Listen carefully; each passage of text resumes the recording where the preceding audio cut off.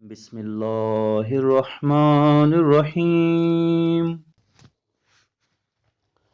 اللہم ادخل علی اہل القبور السرور اللہم اغن کل فقیر اللہم اشب کل جائے اللہم البس کل عریان اللہم اقض دین کل مدیون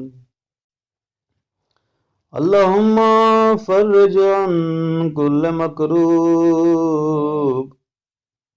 اللہم رد کل غریب اللہم فک کل اسیر اللہم اصلح کل فاسد من امور المسلمین اللہم اشف کل مریض اللہم سد فقرنا بغناک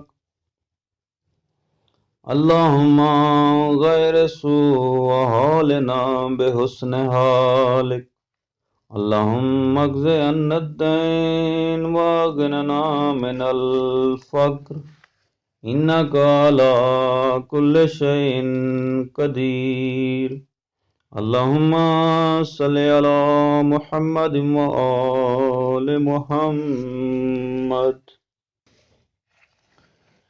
اے خدا، مدفون اور بوسیدہ ہڈیوں والے مردوں اور زندہ مومن کے دلوں میں خوشی کی لہر دوڑا دے۔ اے خدا، ہر حاجت مند مومن کو مستغنی کر دے، اور اے خدا ہر بھوکے کا پیٹ بھر دے۔ اے خدا ہر برہنہ کو ڈھک دے یعنی لباس دے۔ اے اللہ مومن کے سر قرض اور فرض کو اتار دے۔ اے اللہ ہر پریشان کی پریشانی کفور کر دے۔ اے اللہ ہر غم کردہ راہ راستہ دکھا۔ اے اللہ ہر اسیر کو چھڑا دے۔ اے معبود حقیقی، ہر مومن کے برے امور کی اصلاح فرما دے۔ اے رب جلیل، تمام مریضوں کو شفا عنایت کر دے۔ اے ذوالجلال والاکرام، اپنی ذاتی امیری سے ہماری فقیری ختم کر دے۔ اے اللہ ہمارے بدترین دور حیات کو اپنے حسن حال سے بدل دے۔ ہمارے دامن کو تنگ دستی سے چھڑا دے۔ بحق محمد وآل محمد ہم کو امیر بنا دے۔